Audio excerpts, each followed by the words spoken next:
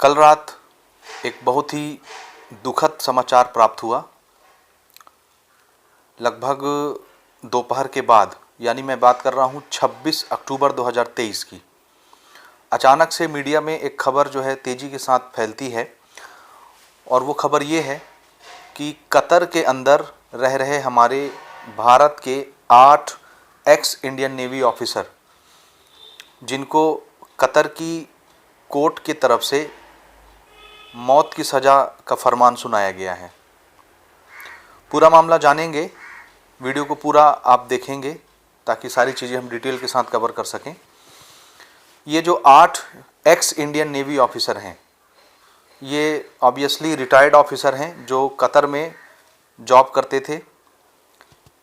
अब उन पर क्या ऐसा संगीन आरोप लगा और किस तरह से उनकी गिरफ्तारी हुई और मामला यहाँ तक कैसे पहुँच गया कि कोर्ट ने उनको मौत की सज़ा सुना दी, तो आइए इसके बारे में चर्चा करते हैं। तो सबसे पहले आपको ये बता दें कि ये जो 8 हमारे एक्स नेवी ऑफिसर हैं, रिटायर्ड ऑफिसर, ये बहुत ही काबिल लोग हैं और काबिल लोगों को ही कोई कंपनी अपने यहाँ जॉब पे रखती है। ये 8 मेंबर जो हैं, यानी रिटायर्ड नेवी ऑफिसर जो थे, ये कतर में एक ऐसी एजेंसी के लिए काम करते थे जिस एजेंसी का काम ये होता है कि वहाँ के जो सैनिक हैं कतर के अंदर के, उन सैनिकों को ट्रेनिंग प्रोवाइड करती हैं और जो भी डिफेंस से रिलेटेड जानकारियाँ होती हैं ये उन सैनिकों को सिखाती हैं, उन सारी डिटेल्स जो है प्रोवाइड कराती हैं। तो इसके लिए डिप्लोमेटिक आदमी की ज़रूरत पड़ती है जो कि पहले से एक्सपीरियंस्ड हो, हाई क्वालिफाइड हो, और आर्मी से जो लोग रिटायर होकर के निकलते हैं उनको सारे नियम कानून का पता होता है क्योंकि वो ड्यूटी कर चुके होते हैं। तो ऐसे लोगों को वहाँ पर जॉब दिया जाता है। इसी तरह की जॉब में हमारे भारत से 8 नौसेना के जो जवान थे, जो रिटायर्ड जवान थे, एक्स इंडियन नेवी ऑफिसर, उनको वहाँ पर जॉब मिली और वो पिछले कई सालों से वहाँ पर अपनी सर्विसेज दे रहे हैं।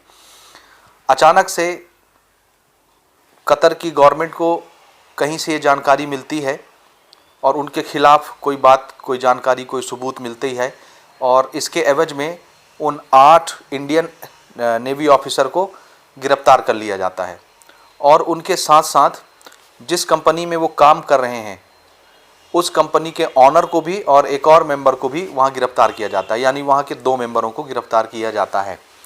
ठीक है।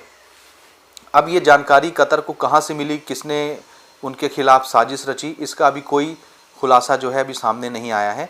कयास ये लगाया जा रहा है, सूत्रों से ये पता चलता है और मीडिया में भी यही बात आ रही है कि पाकिस्तानियों की तरफ से, पाकिस्तानी एजेंसियों की तरफ से इन 8 एक्स नेवी इंडियन ऑफिसर के खिलाफ जो है वो साजिश रची गई है। और ये कोई नई चीज़ नहीं है, ये हमेशा से होता चला आ रहा है। अभी 1-2 साल पहले भी मुंबई से 2 कपल हनीमून मनाने के लिए कतर गए हुए थे और उनके रिश्तेदारों ने उनके बैग में ड्रग्स के सामान कुछ रख दिए थे, जिनकी वजह से वहाँ उनकी गिरफ्तारी हो गई कतर में और उनको जेल भेज दिया गया। काफ़ी लंबे समय तक वहाँ वो जेल में थे, उनकी ट्रायल भी चलती रही कोर्ट में और उनको सज़ा भी हो गई। दोषी मानते हुए उनको सज़ा सुनाई गई, वो जेल में पहुँच गए। बाद में जब यहाँ खबर लगी, दिल्ली पुलिस ने कार्रवाई की, सबूत वहाँ पर पेश किए कतर की गवर्नमेंट को और फिर हमारी जो विदेश मंत्रालय हैं उनकी तरफ से भी पहल की गई, कोशिश की गई और सारे सबूत उनके गवर्नमेंट के सामने रखे गए। तो भले वहाँ उनको सज़ा हो गई थी, लेकिन इसके बावजूद जब दोबारा सबूत उनके सामने आए उनकी बेगुनाही के, तो फिर कतर की गवर्नमेंट ने उनको रिहा कर दिया और वो फिर सही सलामत इंडिया वापस आ गए। तो ये मामलात अक्सर होते रहते हैं। अब हम ये बात कर रहे हैं कि हमारी जो 8 लोगों की टीम थी इंडियन नेवी ऑफिसर्स की, ये एक पर्टिकुलर एजेंसी में काम करते थे जिनका नाम था उस एजेंसी का डेहरा टेक्निकल या डेहरा ग्लोबल कंसल्टेंसीज या डेहरा ग्लोबल एजेंसी है और कंसल्टेंसी सर्विसेज भी प्रोवाइड कराते हैं। तो ये डेहरा ग्लोबल टेक्नोलॉजीज़ की जो कंपनी है वहाँ पर ये लोग काम करते थे। तो 8 एक्स इंडियन नेवी ऑफिसर और उनके साथ वहाँ के जो ऑनर हैं और 1-2 मेंबर और, इन सब की गिरफ्तारी होती है। किस बुनियाद पर? कि उनके खिलाफ किसी ने जो है शिकायत वहाँ दर्ज की, कुछ सबूत वहाँ पर दिए और सबूत क्या दिए होंगे, वही फ़ोन रिकॉर्ड, फ़ोन की हिस्ट्री, चैट की हिस्ट्री, क्योंकि ये डिफेंस के तहत काम करते थे और डिफेंस की चीज़ें जो हैं लोगों को सिखाते थे। उस एजेंसी का काम ही है डिफेंस से रिलेटेड चीज़ें सिखाना वहाँ की सेनाओं को। तो शिकायत ये हुई कि ये लोग जो हैं, यानी हमारे जो 8 भारतीय नौसेना के जवान हैं रिटायर्ड, ये और वहाँ के ऑनर, ये लोग इजराइल के साथ किसी मामले में बातचीत कर रहे थे। और मामले में किस बारे में बातचीत कर रहे थे, तो बात यह है कि वहाँ कोई पनडुब्बी की लेन देन हो रही थी, जो पानी के अंदर तैरती है पनडुब्बी, उससे रिलेटेड कोई बातचीत थी। अब ये पूरी जानकारी तो मीडिया में बाहर नहीं आई है, हल्का फुल्का जानकारी जो है बाहर आया है। तो ये पनडुब्बी से रिलेटेड कुछ खरीद फरोख्त की बातचीत चल रही थी और इजराइल के लिए इन्होंने कुछ कम्युनिकेशन कर दिया, यानी कुछ जानकारी उनके डिफेंस सिस्टम की, कतर के डिफेंस सिस्टम की, इजराइलियों को इन्होंने बता दिया। अब ये चीज़ जब इजरायली गवर्नमेंट को पता चली, वहाँ की एजेंसी को पता चली, तो इनको उठा के सीधा जेल में बंद कर दिया गया। अब वहाँ का सिक्योरिटी सिस्टम इतना खतरनाक है कि जब किसी को जेल में बंद किया जाता है बहुत खुफिया तरीके से, तो किसी को पता नहीं चलता कि ये लोग कब गिरफ्तार हो गए, कहाँ पर इनको रखा गया है, कहाँ ले जा रहे हैं, कैसे रवैया इख्तियार कर रहे हैं, क्या इनके साथ सुलूक हो रहा है, किसी को कोई जानकारी नहीं होती। तो जब इनकी गिरफ्तारी हुई तो किसी को नहीं पता चला कि ये गिरफ्तार हो गए। और गिरफ्तारी उनकी अभी नहीं हुई है, 1 साल पहले 30 अगस्त 2022 को इनकी गिरफ्तारी हुई, 30 अगस्त 2022 को। अब 1 महीना करीब बीत गया, किसी को पता नहीं चला। 1 महीने के बाद ठीक 30 सितंबर को, 30 अगस्त को गिरफ्तारी हुई और 30 सितंबर को जाकर के इन लोगों को इजाज़त मिली कि तुम लोग अपने फैमिली मेम्बरों से फ़ोन पे बात कर लो। तो फ़ोन पे जब इनकी बात हुई तब जाके इनको पता चला, उनके घर वालों को, कि हमारे ये जो इंडियन नेवी के ऑफिसर हैं इनकी गिरफ्तारी हो गई है और इनको फला जगह रखा गया है। उसके बाद फिर ये सूचना जो है हमारे भारत के विदेश मंत्रालय तक पहुंचाया गया और वहाँ से फिर कतर में हमारे जो राजदूत हैं उनके माध्यम से फिर वहाँ उनसे संपर्क किया गया। और संपर्क करने के लिए उनको तारीख मिली 3 अक्टूबर 2022, यानी 30 सितंबर को फैमिली मेम्बरों के साथ उनकी बातचीत हुई। उसके बाद 3 दिन के बाद 3 अक्टूबर 2022 को फिर वहाँ कतर में हमारे भारत के जो राजदूत हैं वो उनसे जेल में मिलने के लिए गए। इसको कंसुलर एक्सेस बोलते हैं, यानी जिस देश का कोई कैदी है उस देश के किसी राजनेता को या राजनायक को वहाँ उनसे मिलने के लिए जेल में जब इजाज़त दी जाती है तो इसको कंसुलर एक्सेस बोलते हैं। तो 3 अक्टूबर 2022 को कंसुलर एक्सेस दिया गया।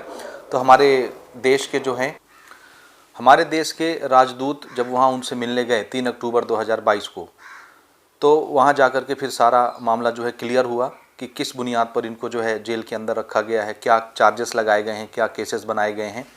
और उसके बाद जब उनकी बातचीत हुई तो हमारे जो 8 जवान हैं वहाँ पर जो अभी कैद हैं उनको अपने घर वालों से हफ्ते हफ्ते में बात करने की इजाज़त मिल गई। तो अब वो हर हफ्ते अपने घर वालों से बातचीत कर सकते थे। ये मैं बात कर रहा हूँ पिछले साल की, यानी 30 अगस्त को वो गिरफ्तार हुए, 30 सितंबर 1 महीने के बाद घर वालों को पता चला, उसके बाद फिर भारत की एजेंसी को पता चला, विदेश मंत्रालय को, और हमने फिर अपने राजदूतों को वहाँ भेजा, वहाँ जो एक्सेस मिला। उसके बाद फिर उन लोगों को अपने घर वालों से हफ्ते हफ्ते में फ़ोन पे बात करने की इजाज़त मिल गई।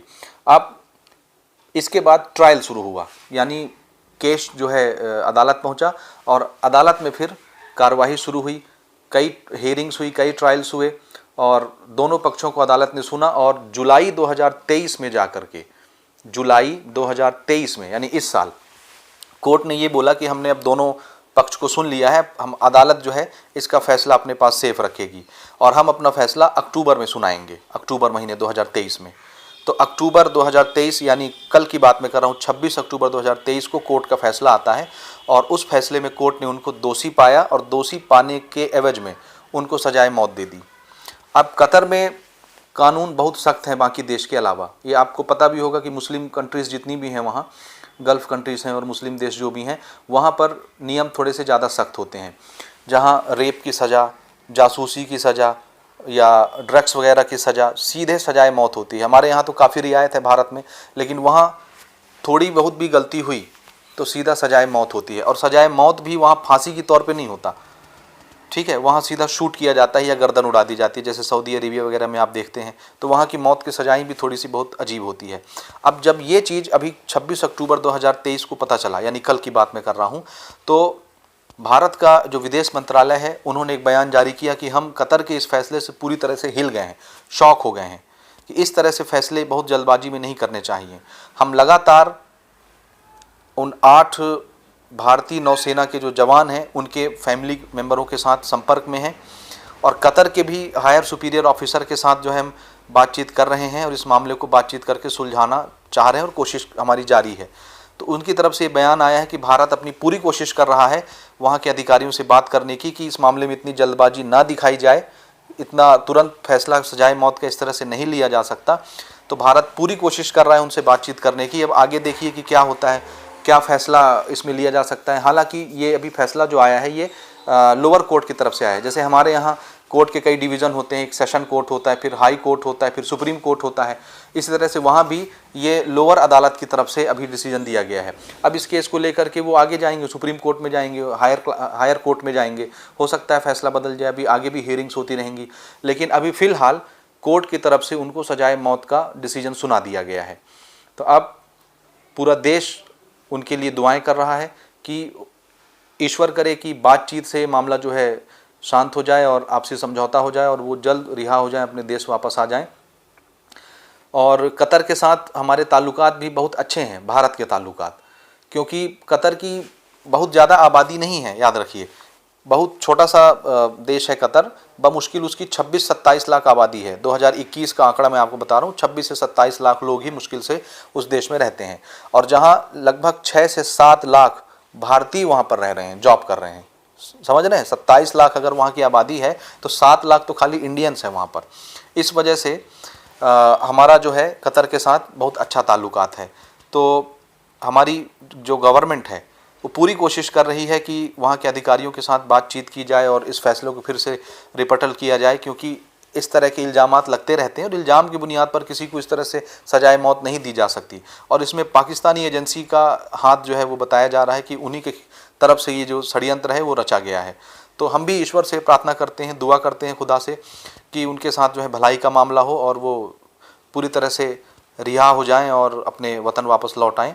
तो कमेंट करके बताइएगा आप लोगों का इस बारे में क्या सोचना है और वीडियो को शेयर करना मत भूलिएगा। चैनल पर अगर आप नए आए हैं और यहाँ तक वीडियो देख रहे हैं तो सब्सक्राइब जरूर करिएगा। मिलते हैं हम अगले वीडियो में किसी अगले अपडेट के साथ। वीडियो देखने के लिए बहुत बहुत थैंक यू।